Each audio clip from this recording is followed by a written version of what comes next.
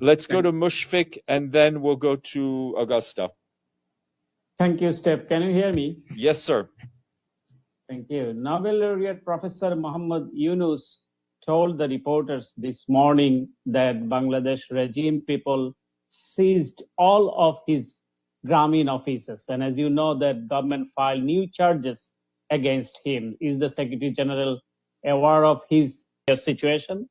We're very much aware. I'd have to, reiterate that Mr. Yunus has been very much a valued partner of the United Nations through the years.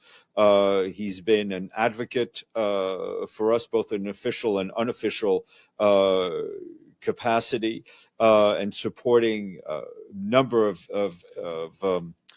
initiatives surrounding the Millennium Development Goals, the Sustainable Development Goals, and our development work in general. We are very concerned about the reports that we have seen coming out of Bangladesh on issues related to him.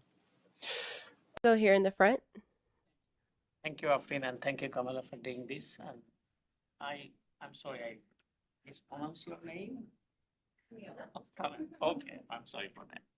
So my question, I have a couple of questions on Bangladesh and Indo-Pacific, obviously, Afrin, to you. How does the U.S. plan to align the Indo-Pacific strategy with Bangladesh, considering its emergence as an authoritarian regime? And over the years, we heard harsh criticism from the Prime Minister about the Indo-Pacific strategy. And also, how you will align with the new authoritarian government of Bangladesh? I know it's a question from you. So I think, we are incredibly focused on engaging civil society in Bangladesh. Again, the first pillar of the Indo-Pacific strategy is a free and open Indo-Pacific region. So I talked about the South Asia Governance Fund. We're working with farmers in Bangladesh that were struggling to obtain government services, but that's just one small facet. We're working with labor organizers. We're working with a whole range of civil society actors. And our goal in doing so is to really build up civic space in Bangladesh, preserve civic space, build democratic institutions over the long term. We're also engaged broadly with Bangladesh on broader sets of priorities. And we were actually pleased to see Bangladesh's Indo-Pacific outlook, which really mirrors a lot of what we're trying to do in terms of economic investment, working with Bangladesh on climate change, building out security and defense cooperation between our two countries. Bangladesh is, of course, one of our largest peacekeeping contributors, and we're very pleased to support that effort. So we actually do see broad alignment between our strategy, their outlook.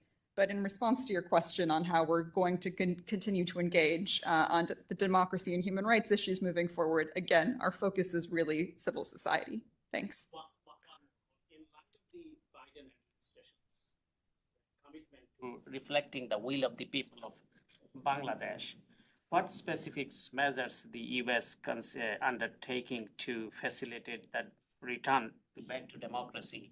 And we have seen some criticism. I can refer the Wall Street Journal piece that U.S. is pushing back for democracy promotion in Bangladesh. So what is your stand right now? As we have seen lots of leverage on Bangladesh for democracy and voting rights and uphold the human rights. I think I would go back to my point on really wanting to focus on building up the institutions of democracy, the levers of democracy in Bangladesh. So that is working with media. So we have a tremendous amount of work ongoing, developing free media in Bangladesh, working with civil society, working with labor organizers across the spectrum to build up these institutions of democracy that will enable Bangladesh to become, more democratic over the longer term.